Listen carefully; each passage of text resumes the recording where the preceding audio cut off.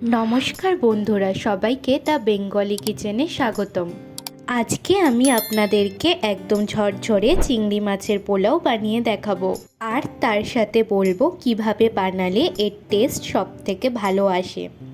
চিংড়ি মাছের পোলাও বানানোর জন্য আমি এখানে 200 গ্রাম চিংড়ি মাছ নিয়েছি। এইগুলোকে ফার্স্টে মাথার কিছুটা অংশ এইভাবে পাত দিয়ে নিয়ে খোসাটা ছাড়িয়ে পিঠের যে ময়লাটা থাকে সেটা বার করে নেব। এইভাবে আমি প্রতিটা চিংড়ি মাছকে রেডি করে নিয়েছি। মাছগুলোকে নুন, হলুদ আর সামান্য গোলমরিচের গুঁড়ো দিয়ে মাখিয়ে রাখবো।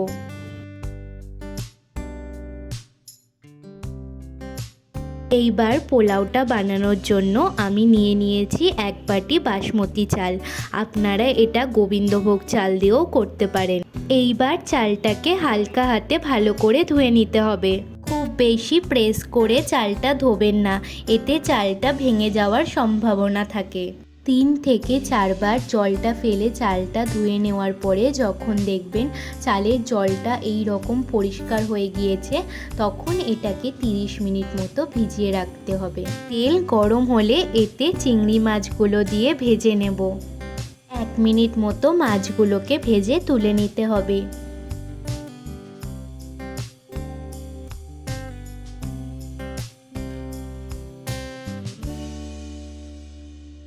এইবার চিংড়ি মাছ ভাজা তেলে আমি দিয়ে দেব 1 চামচ পরিমাণে ঘি। ঘিটা গরম হলে এতে কিছু গোটা গরম মশলা দিয়ে দেব।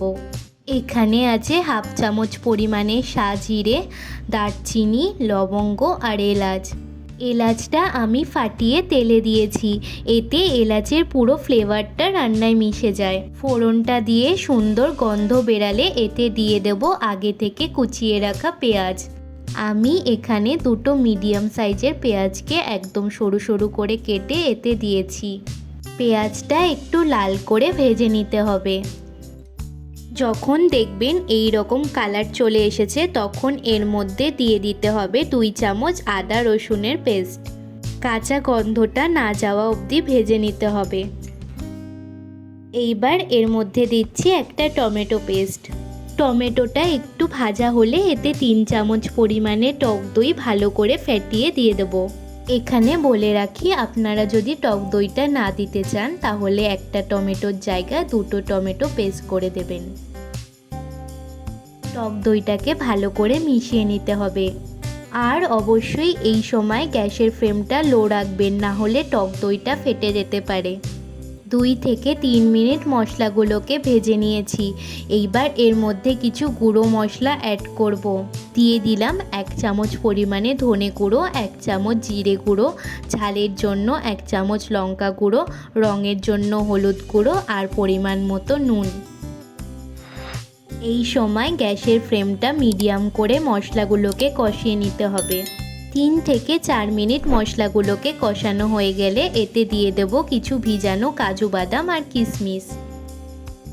এইগুলোকেও মশলার সাথে ভালো করে মিশিয়ে নিয়ে যে চালটা ভিজিয়ে রেখেছিলাম সেটা দিয়ে দেব।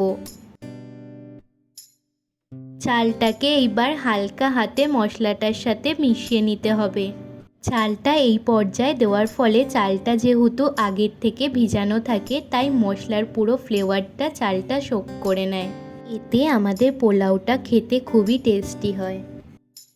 4 থেকে 5 মিনিট মতো চালটাকে ভেজে নিতে হবে। চালটা ভাজা হয়ে গিয়েছে। এখন এর মধ্যে আমি যে বাটিটায় করে 1 বাটি চাল নিয়েছিলাম, সেই বাটির 2 বাটি গরম জল ও 1 বাটি নারকেলের দুধ এর মধ্যে দিয়ে দেব। আপনারা যদি নারকেলের দুধ না পান তাহলে নর্মাল জল দিয়েই এটা করতে পারেন, তবে নারকেলের দুধটা দিলে স্বাদটা বেশি ভালো হয়।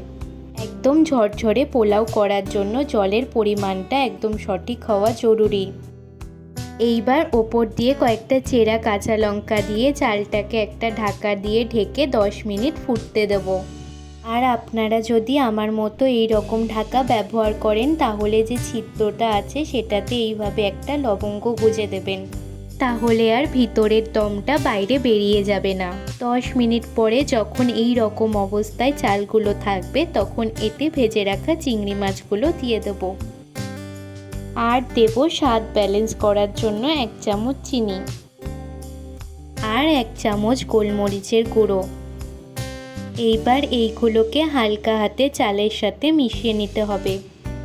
এইবার এর মধ্যে দেব 1 চামচ পরিমাণে গরম মশলা আর সামান্য নুন। এইগুলোকেও রাইসের সাথে ভালো করে মিশিয়ে নিতে হবে। এইবার এটাকে আবারও ঢাকা দিয়ে 10 মিনিট লো ফ্লেমে কুক করে নিতে হবে। 10 মিনিট পরে এতে উপর দিয়ে ঘি দিয়ে দিলাম। ঘিটাকে পোলাওটার সাথে ভালো করে মিশিয়ে নিতে হবে। এখনও পোলাওটা হালকা ভিজে ভিজে আছে। এই পর্যায়ে এটাকে আবারও ঢাকা দিয়ে 4 মিনিট রেখে দেব।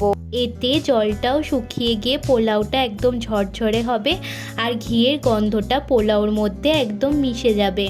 ফিরে এলাম 4 মিনিট পরে। দেখুন কি সুন্দর ঝরঝরে পোলাও তৈরি হয়েছে। চিংড়ি মাছগুলোও একই রকম আছে আর রাইসও একটাও ভেঙে যায়নি। এটা আরেকটু ঠান্ডা হলে আরও ঝরঝরে হয়ে যাবে। এখন এটাকে আমি একটা সার্ভিং বলে সার্ভ করে নেব আর ওপর দিয়ে গার্নিশিংয়ের জন্য কিছু ধনেপাতা কুচি দিয়ে দেবো। তো রেসিপিটা আপনাদের কেমন লাগলো কমেন্টে জানাতে ভুলবেন না কিন্তু। আর এই রকম নতুন নতুন রেসিপির ভিডিও পাওয়ার জন্য আমার চ্যানেলটিকে সাবস্ক্রাইব করে নেবেন। দেখা হচ্ছে পরের ভিডিওতে নতুন রেসিপির সাথে।